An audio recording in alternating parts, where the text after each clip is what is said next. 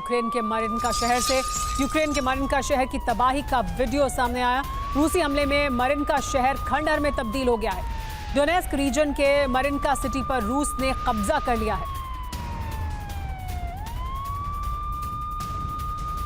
देखिए तस्वीरें, ये मरिनका शहर है यूक्रेन का, लेकिन अब इस शहर को एक खंडहर शहर कहा जा सकता है क्योंकि हर तरफ सिर्फ इमारतें और उनका खंडहर दिखाई दे रहा है। इस शहर पर रूस ने कब्जा कर लिया है, लेकिन ये वीडियो दिखाता है कि किस तरह की तबाही हुई है यूक्रेन के इस शहर में।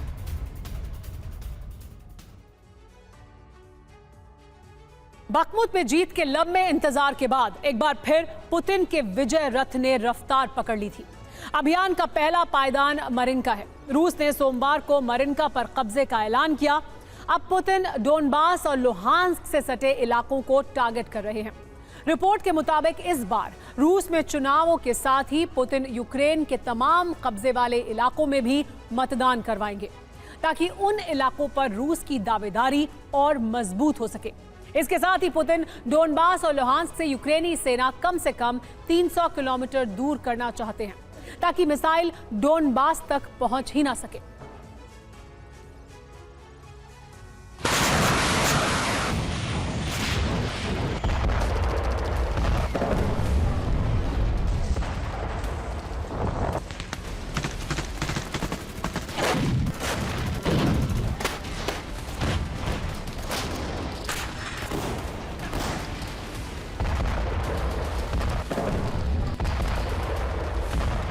महीनों तक एमएलआरएस से होती बारूदी बरसात।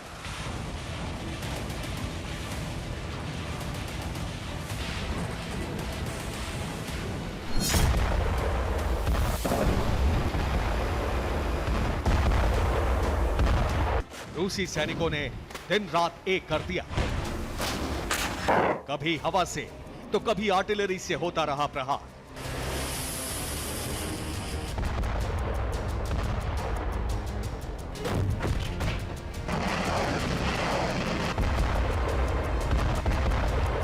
कामयाबी हाथों से फिसलती रही क्योंकि रूस उस इलाके पर कब्जा करना चाहता था जहां यूक्रेन की मजबूत किलेबंदी थी।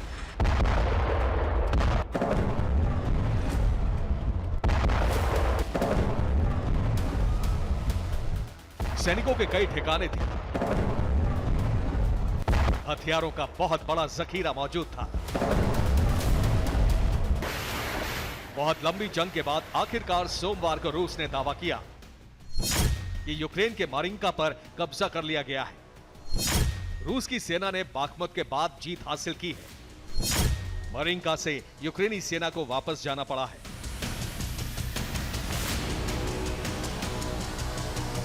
मरिनका में कितनी भीषण जंग हुई है उसकी गवाही दे रही हैं ये तस्वीरें। बाखमुत में जिस तरह से रूस की सेना ने एक इमारत को गिराया था, ठीक उसी तरह मरिनका में भी सिर्फ मलबा नजर आ रहा है। ऊंची ऊंची इमारतों पर बमबारी के निशान हैं। बारूदी धमाकों से जमीन का रंग भी काला हो चुका है। तबाही और बर्बादी के सैलाब के बाद अब रूसी सेना ने यहां जीत का झंडा फहराया है। रूस के लिए यह बेहद अहम है क्योंकि मरिनका डोनेस्क से सिर्फ 1 किलोमीटर की दूरी पर है। मरिनका से ही यूक्रेन की आर्मी डोनेस्क पर गोलाबारी कर रही थी।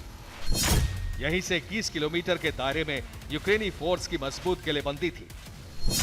हालांकि सोलिडर में जीत के बाद मरिनका रूस के लिए आसान टारगेट था।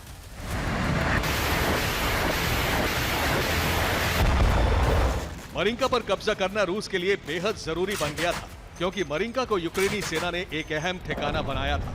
यहां यूक्रेन की सेना के इंजीनियर्स ने खूब काम किया था। यहां सैनिकों के लिए कंक्रीट की दीवारें बनाई गई थी। यहां कंक्रीट की कई सुरंगें भी बनाई गई थी। हथियार के अंडरग्राउंड गोदाम बनाए गए थे। टैंक और आर्मर्ड व्हीकल का बहुत बड़ा काफिला रखा गया था।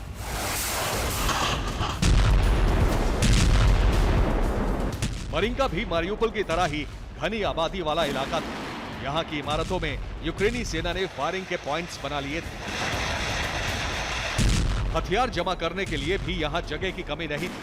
बाखमुत और मारियुपोल की तरह ही यहां रूस की सेना को तमाम इमारतों को गिराना पड़ा और युद्ध बेहद लंबा चला।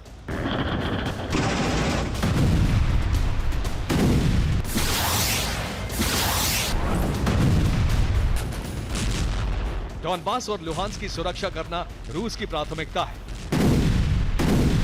यही वजह है कि पूर्व में रूस के कब्जे वाले पूरे इलाके की सीमा पर भीषण युद्ध चल रहा है। अब यूक्रेन में फिलहाल रूस की स्थिति को समझिए। लुहांस्क और डोनबास पर रूस का पहले से कब्जा है। जंग के बाद से मारियोपोल पर भी रूस का कब्जा हो चुका है। उससे आगे रोबोताइन भी रूस के कब्जे में है। रूस के कब्जे वाले इलाके की सीमा पर जो अलग रंग वाले इलाके हैं, यहां अभी यूक्रेन मजबूत स्थिति में है। और जिन इलाकों पर आप यहां धमाके देख रहे हैं, वहां यूक्रेन और रूस की सेना के बीच भीषण युद्ध चल रहा है। ज़ैपोरिज़िया से लेकर अवदिव्का और कुपियांस्क तक कई जगहों पर इस वक्त जंग चल रही है। पुतिन का विजय अभियान मरियांका से शुरू हुआ है। अवदिव्का में भी भीषण जंग चल रही है और पुतिन की सेना की कोशिश इस इलाके पर भी कब्जे की है। पुतिन की सेना यहां बाखमुत के करीब से होते हुए लीमन तक कब्जे की कोशिश करेगी। पुतिन एक बहुत बड़े हिस्से को जीतकर यहां चुनाव कराने की कोशिश में है।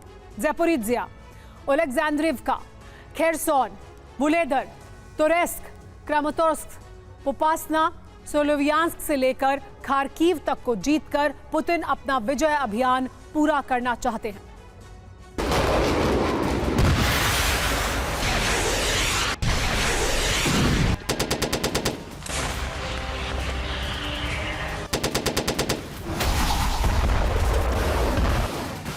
फ्रंट लाइन पर इस जंग की एक वजह पुतिन का कब्जे वाले इलाके में चुनाव कराना भी है। एक रिपोर्ट के मुताबिक पुतिन रूस में हो रहे चुनावों के साथ ही डोनेस्क, लुहांस्क, खेरसोन, ज़ैपोरिज़िया में भी चुनाव कराना चाहते हैं। पुतिन के विजय अभियान का पहला मकसद यूक्रेन के और बड़े हिस्से पर कब्जा है, तो दूसरी तरफ पुतिन नेटो देशों के लॉन्ग रेंज वेपन से भी डॉनबास और लुहांस्क को बचाना चाहते हैं। रूस पूर्वी इलाके में बफर जोन बनाना चाहता है। रूस 250 से 300 किलोमीटर के इलाके पर कब्जा करना चाहता है। पुतिन चाहते हैं कि 300 तक की रेंज के हथियारों से डॉनबास सुरक्षित रहे।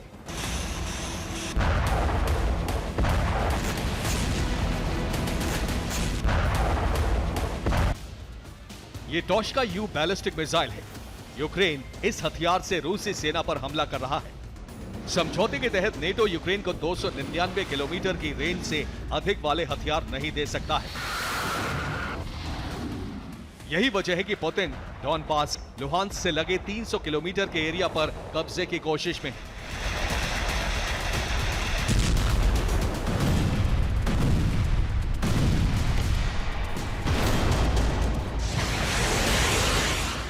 मरिंका पर कब्जे के बाद पुतिन की सेना अवदिव्का और कुपियांस्क की तरफ बढ़ रही है। कुपियांस्क में रूस ने ड्रोन से हमला किया। स्टारलिंक स्टेशन को तबाह किया गया। मोर्टार लॉन्च के ठिकाने को तबाह किया गया। आर्टिलरी को भी भारी नुकसान हुआ है।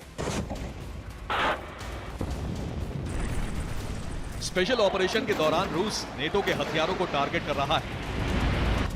रूस खासतौर से एयर डिफेंस को टारगेट कर रहा है ताकि रूस का ड्रोन हमला नाकाम ना हो। रूसी सेना ने कई नासम्स एयर डिफेंस को नष्ट कर दिया है। फ्रांस के Crotale energy short range air defence को नष्ट किया गया है। रूस ने फिलहाल 127 जिलों में भीषण हमले की शुरुआत की है। लेपर्ड टैंक के बाद ब्रैडली M2 को रूसी सेना ने अपना प्राइम टारगेट बनाया है। यूक्रेन अब तक हमले में कई ब्रैडली गंवा चुका है। यूक्रेन के सैनिकों की जान बचाने और उन्हें सुरक्षित रखने के लिए ही अमेरिका ने यूक्रेन को ब्रैडली देने का फैसला किया था। ब्रैडली में टायरों की जगह ट्रैक लगे होते हैं। बमबारी के जरिए इन्हें रोका नहीं जा सकता। ब्रैडली में एक समय में 10 सैनिक बैठ सकते हैं। ब्रैडली टैंक की तरह दुश्मनों पर प्रहार भी करता है। ब्रैडली के माउंट पर मशीन गन लगाई गई है। ब्रैडली 60 किलोमीटर प्रति घंटे की रफ्तार से चलता है। लेकिन अमेरिका का यह वाहन यूक्रेन में फ्लॉप साबित हुआ है। लेकिन अब उसी ब्रैडली का एक वीडियो सामने आया है। यूक्रेन में तबाह हो चुके ब्रैडली की कतार नजर आ रही है।